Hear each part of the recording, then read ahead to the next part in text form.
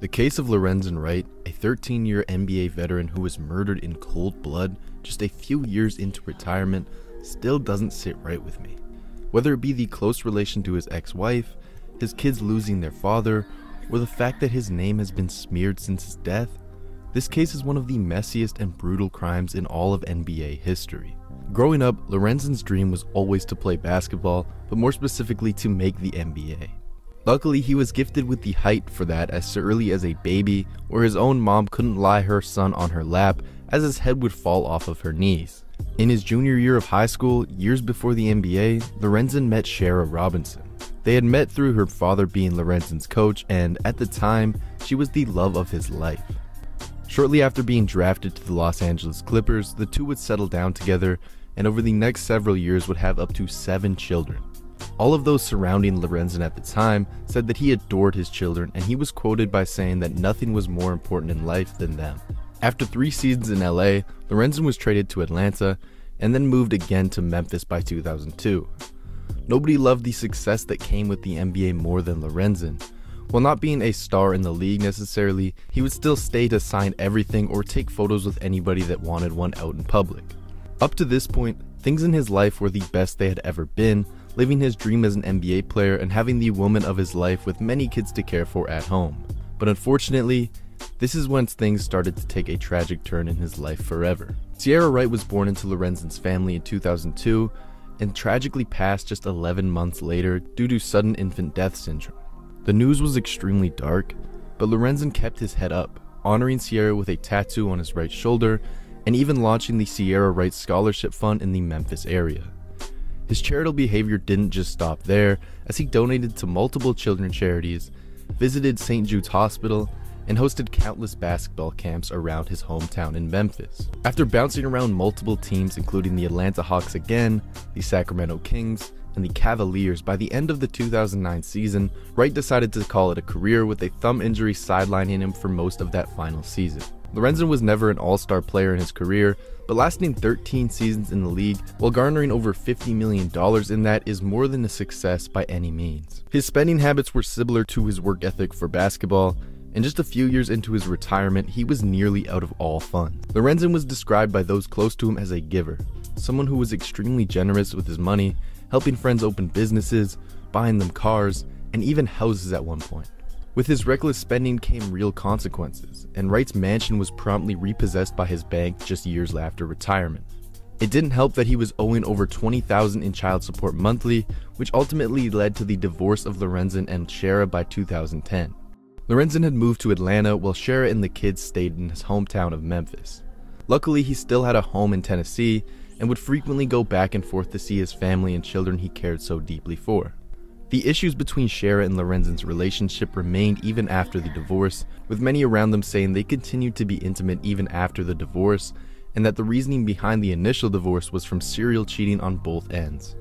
This didn't matter to Lorenzen though, and he was determined to make things work with Shara, planning to move back to Memphis fully, while having multiple NBA and other pro teams calling him for tryouts. Needless to say, things looked great for Lorenzen at this point, bouncing back from what looked like bankruptcy and turning it around in just a few months. But right before moving, things started to become a little strange when his roommate Michael said that days before he was planning to move out, he'd been acting out of character and sort of uneasy. Regardless of this, Lorenzen was determined to see his family for the summer, and by July 18, 2010, he was flying back to Memphis in hopes of attending his sister's baby shower and watching his son Lorenzen Wright Jr. play basketball. After spending the day with some friends, he ended the night driving home from Shara's house, leaving deep into that night. But during that same night, at 12:13 a.m., the Germantown police received an extremely disturbing 911 call. In the call, multiple gunshots can be audibly heard, as well as a scream for help at the beginning before the shots were fired. 11 shots were counted in total, and it was unclear who or what had occurred, but it was extremely ominous nevertheless. The dispatcher assumed it was hanging up on the other end and decided to not make a report of it, but unfortunately, it turned out to be 34-year-old Lorenzen Wright calling for his life. After July 18th, nobody could get a hold of Wright in the next coming days, and after not arriving to his sister's baby shower, his mother Deborah began to get worried. When Lorenzen failed to show up at his best friend's wedding to be his best man, things only became more alarming. Some friends just assumed he needed a break as an NBA player. A lot of the noise in the media could get to them, but after Deborah found out he wasn't even returning his own daughter's calls, she knew for sure something had gone down. On July 22, 2010, Deborah officially filed a missing persons report, and shortly after, police arrived at Shara's house to ask some questions. She had told the police that Lorenzen had left the house late with a man she didn't know, drugs, and a large sum of money. According to her, he was on the phone discussing a potential deal involved flipping something over $100,000. This sparked rumors that Lorenzen was potentially a part of the cartel, and this was behind his strange disappearance. The case of Lorenzen Wright was highly publicized almost immediately, and the media began running with these fabricated rumors. After 8 days of no leads, the 911 call was finally rediscovered as potential evidence. After finally tracking and pinpointing the location of the call, on July 28th, a tragic discovery was finally made. Lorenzen Wright's body was found near the road that he would often take to visit his mother, and the body was almost unrecognizable.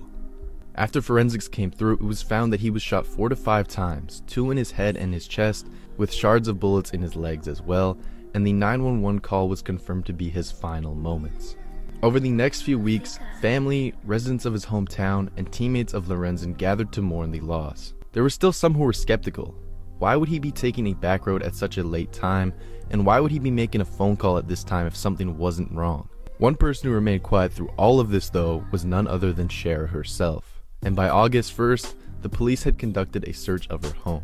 They ended up finding burnt pieces of metal and a burnt letter addressed to both Shara and Lorenzen, but the police couldn't confirm anything at this time. The search for answers was left unsolved at the time, with the reward of evidence on the case set up to $21,000 by 2011.